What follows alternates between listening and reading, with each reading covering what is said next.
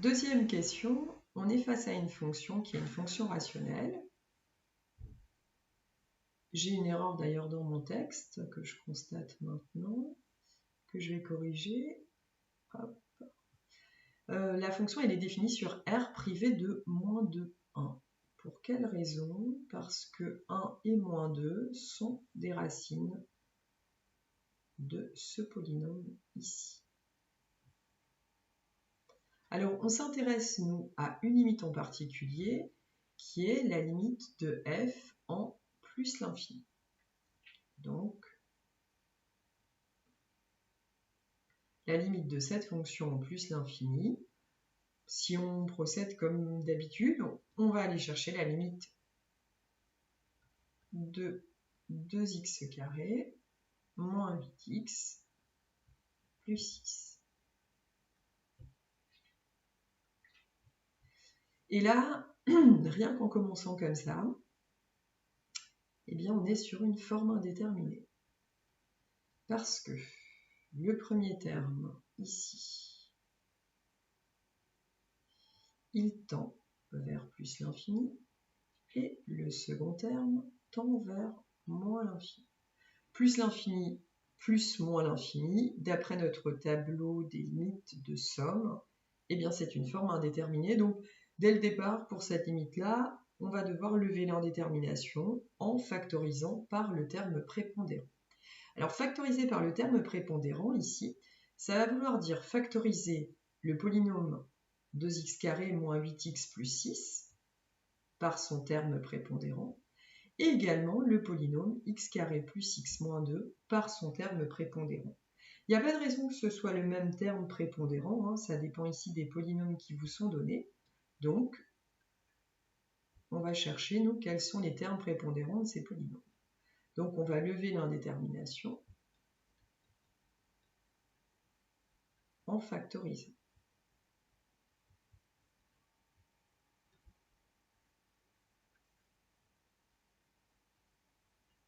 Petite chose, on factorise ici par le terme prépondérant parce qu'on cherche une limite en l'infini. Si on cherchait une limite en 2, en moins 2 ou en 1, on ferait autrement. Donc, f de x est égal à... Alors, si on factorise ici par le terme prépondérant, je vais choisir x carré. Donc, 2x carré sur x carré, ça fait 2. Moins.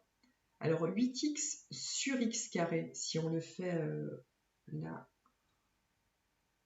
Parce que je rappelle que si on force une factorisation par x carré, il faut diviser chacun des termes par x carré.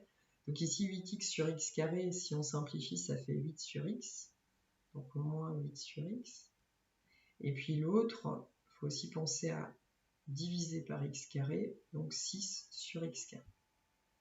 Au dénominateur, alors là, c'est x carré sur x carré. Donc x carré sur x carré, contrairement à ce que parfois vous pensez, ça ne fait pas 0, ça fait 1.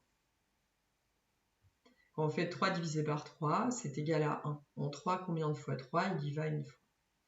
Ensuite, le second, ce sera x sur x carré. Donc si on barre un facteur x en haut, un facteur x en bas, il nous reste le 1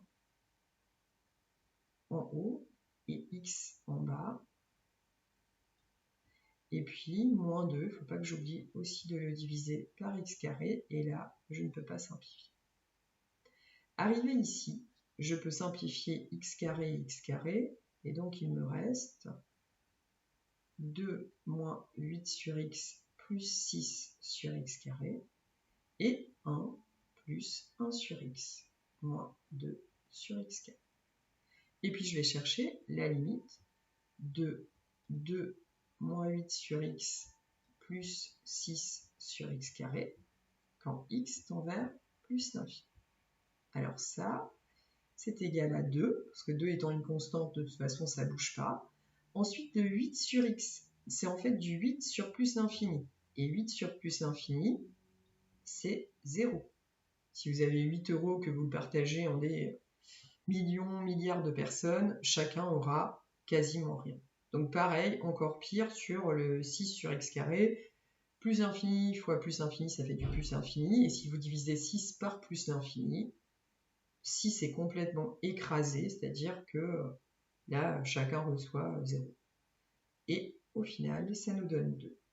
Si on fait la même chose au dénominateur, on cherche la limite, et là aussi, donc la limite de 1 étant une constante, ça ne bouge pas. Par contre, 1 sur x, c'est du 1 sur plus l'infini, ça fait 0. Et 2 sur plus l'infini, ça fait aussi 0. Donc, 1. Alors, on est rassuré parce qu'on sait que là, on va pouvoir faire par quotient. Et on est rassuré parce qu'on a levé l'indétermination. Ce qui était indéterminé précédemment ne l'est plus. Donc ici, la limite de f de x, quand x tend vers plus l'infini, eh bien c'est égal à 2. On pourrait aller plus loin, bien sûr, et c'est ce qu'on va vous demander de faire, interpréter graphiquement ce résultat. On sait que quand la limite en plus l'infini est 2, ça veut dire que votre fonction, elle a tendance à se stabiliser, enfin elle va se stabiliser autour de 2 sans jamais l'atteindre, et ça veut dire que votre courbe va suivre une certaine direction, elle va suivre la direction d'une droite horizontale.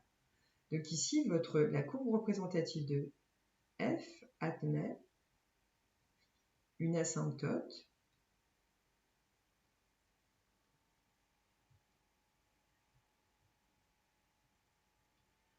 horizontale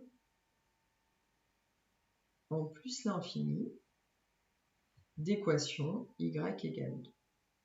Là, je vous laisse le faire sur une calculatrice ou sur GeoGebra pour vérifier que c'est vrai.